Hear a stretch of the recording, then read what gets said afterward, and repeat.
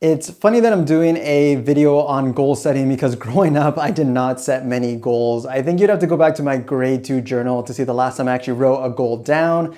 And the goal was actually a promise to myself that when I was older, I was going to be a Ninja Turtle. And then of course, like any great goal, I had 3 sub goals on how to achieve that.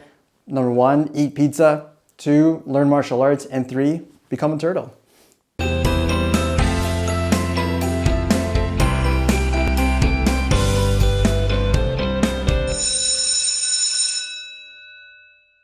Hey, Randy here with another session of The Teaching Curve. As you can already tell, I never did become a Ninja Turtle.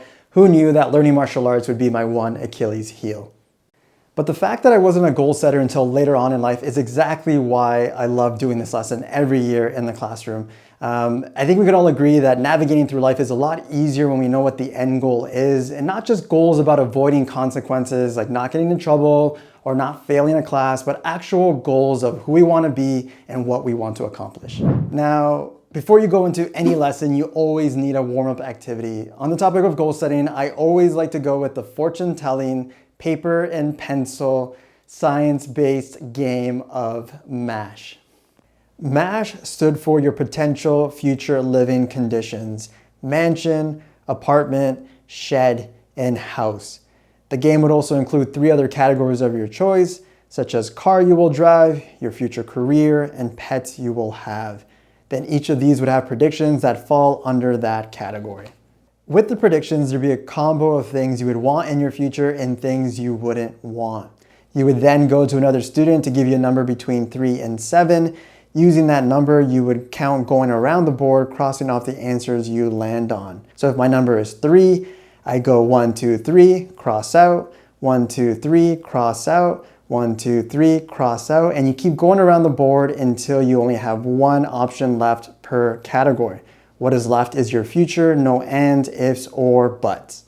And here we go, interesting fortune. I'm sure I could have a reality show with a future like that. After you're done the 1 round, you can do a couple more and just change the predictions or change the categories completely. And what I find is that students have a lot of fun because some predictions will be good and they'll want them, and others they won't be so happy with. And this is why I like starting this topic with this game, because it's not so much to say that if you don't set goals, your life will be horrible, but more so that everything we do leads us towards certain outcomes. So we might as well focus on those behaviors and decisions that will give us the outcomes we want in life. After this activity, I like to give the students a graphic organizer to then write down their goals. Typically, I'll give them a prompt. You can go 3 years, 5 years from now, even 10 years from now, or you can just give them a blank page. Then under each of those goals that they set out, we do another step where they create those actions that are going to help achieve those goals.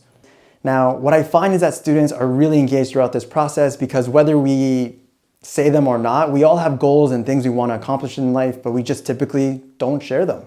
Most people end the lesson here, but I do like as an extension to have students create a vision board representing their goals with images, quotes, and words.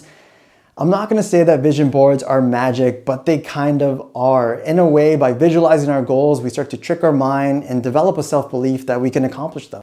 I know for myself, goals about travel, career aspirations, and running long distances all started with a shared intention on a vision board. Now, when it comes to creating them, you can make them physically, but I like going digital because then that way you're not limited to photos that you would find in a magazine, which typically are car ads and fragrance ads, and let's be honest, nothing about Ninja Turtles. Students can then print them out and then put them in their binders, their lockers, or in their bedrooms. And because it's digital, you can also save it as your background in your phone or in the desktop of your computer. Again, all of this just goes to remind students and yourself of the goals you're looking to achieve.